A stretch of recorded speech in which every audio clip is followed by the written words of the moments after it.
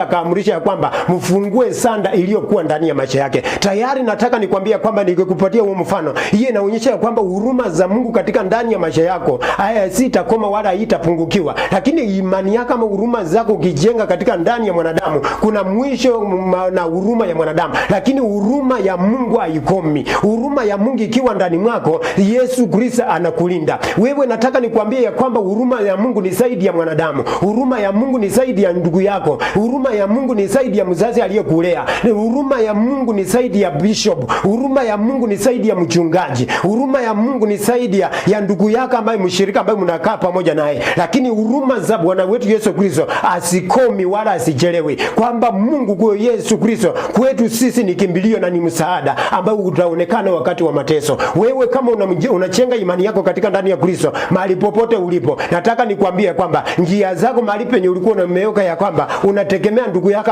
aliyeajiriwa, unategemea shamba lako, unategemea ng'ombe yako, unategemea vitu zingine, unategemea vitu zote katika za dunia hii, lakini hautegemei Mungu. Nataka nikwambie siku ya leo, wakati utakapofika wakati ya mateso, hizo vitu zako na mali hazitakusaidia. Kama umejenga imani yako na huruma zako, ujenge katika ndani ya Kristo, utoe katika governor, utoe katika MCA, utoe katika human rep, utoe katika na rais wa dunia, utoe katika ndugu yako unayoona ya kwamba yeye ndiye msaada katika jamii yenu, umtoe katika imani yako, na zaidi ya yote imani yako jenge katika ndani ya Kristo. Kuna tumaini katika ndani ya maisha yako, na kuna nguvu katika ndani ya maisha, kwa sababu Yesu Kristo alipofika katika mbele ya Lazaro, Yesu Kristo alipoachilia huruma za Mungu ama na huruma zake juu katikati ya mji mbele ya Lazaro, Lazaro akapata uzima katika ndani ya maisha yake. Na zaidi ya yote nataka nikwambia kwamba hii picha inatuonyesha nini? Zaidi ya yote Kristo akiachilia huruma yako katika ama ya huruma zake katika ndani ya maisha yako, wale katika ndani ya uzao wako, inaonyesha ya kwamba ndugu, kuna tumaini na kuna nguvu atafufua. Kwa sababu maandiko yanasema ya kwamba mti unapokatwa kuna tumaini ya kwamba utafanya nini? Utachupuka. Mtazamaji mahali popote ulipo, hakika kuna mambo ambayo ulikuwa umekata tamaa,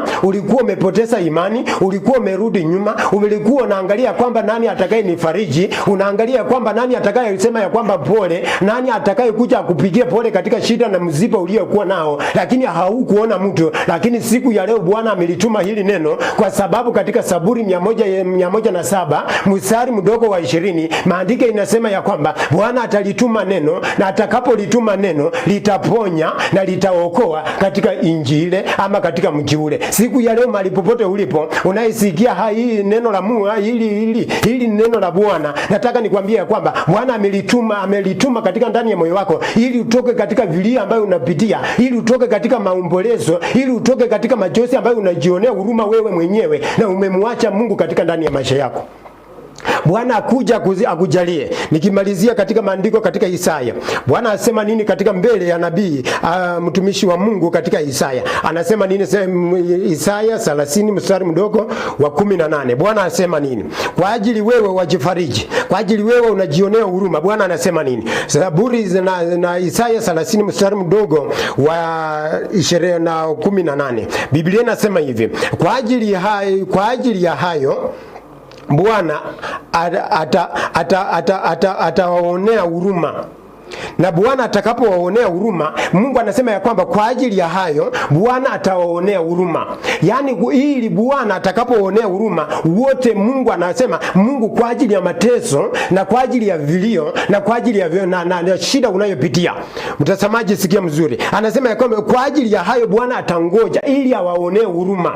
Yaani kumbe Mungu akuonee huruma katika shida, Mungu anionee huruma katika dhiki, Mungu anionee huruma katika uzao wangu, na Mungu anionee huruma katika ndani ya mateso ninayopitia, katika machozi. Unaposoma katika Isaya 54 mstari mdogo wa 16 anasema, nilipopita katika mambo mengi, hakuna mtu yeyote anayekuja hata kufariji ya kwamba aseme pole ndugu yangu ulie unayopitia shida. Hakuna yoyote unayoona katika mlango. Hiyo tayari inaonyesha ya kwamba unahitaji huruma ya ndugu yako wala jirani. Lakini neno linasema ya kwamba kwa ajili ya hayo Bwana asema ya kwamba Bwana atangoja ili awaonee huruma. Si kumbe mwanadamu mwanadamu akuonee huruma, kwa sababu huruma za Mungu hazikomi na huruma za mwanadamu zinakoma. Sasa ni vitu viwili tofauti. Kama unataka huruma za mwanadamu, wewe ndio utachagua, na kama unahitaji huruma za Mungu katika ndani ya maisha, wewe ndio utachagua. Na zaidi ya yote, hiyo ndio njia ya uzima na milele, kwa sababu huruma za Mungu hazikomi, lakini huruma za mwanadamu zinakoma. Huruma ya gavana inakoma, lakini huruma ya Mungu haikomi. Huruma ya MCA inakoma, lakini huruma ya Mungu haikomi. Lakini nataka nikwambie siku ya leo, badilisha njia zako na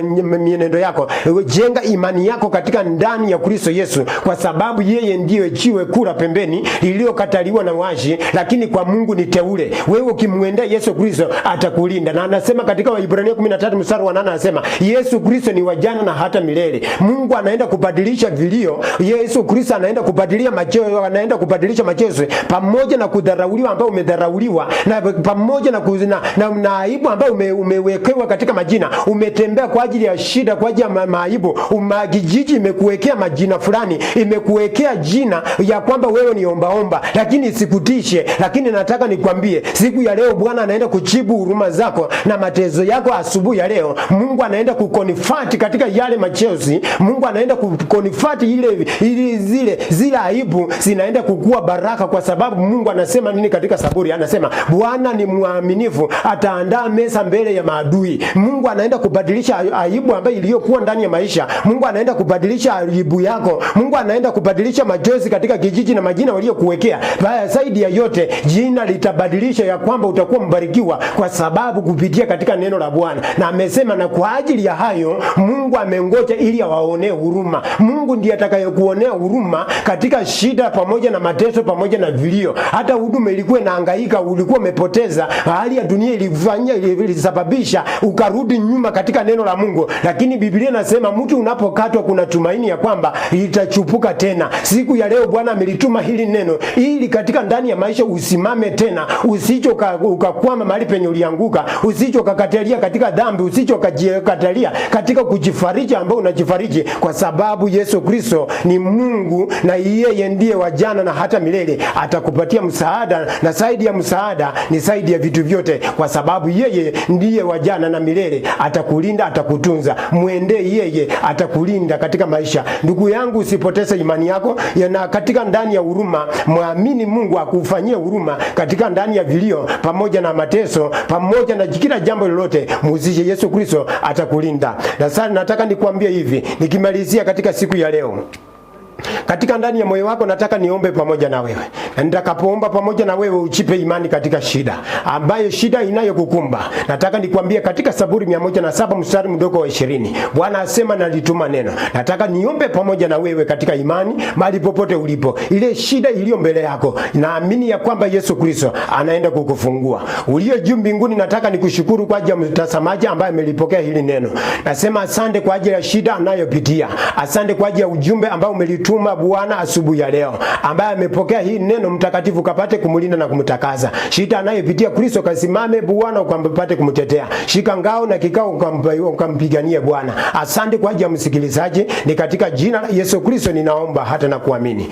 Amen. Mungu wa amani akubariki. Zaidi ya yote, kwa majina naitwa Apostle Moses Wekesa, na zaidi ya yote na kukaribisha kanisa liko na diploma mahali pale. Tunashiriki, tunawakaribisha, tunawapenda wageni. Zaidi ya yote, kama unataka kunifuatilia, na tuko na channel ambayo inaitwa Apostle Moses Wekesa. Ukiingia mahali pale, ninakuomba zaidi ya yote utusupport katika na kusubscribe na kushare na kucomment. Zaidi ya yote, ninawakaribisha nikisema karibuni katika utukufu wa Bwana. Neema ya Bwana wetu Yesu Kristo ikae pamoja nami.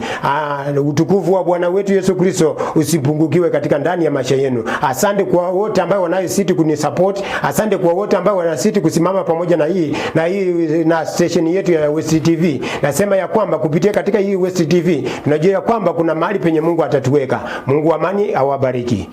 Amen. Wow, thank you so much for sharing the word of the day.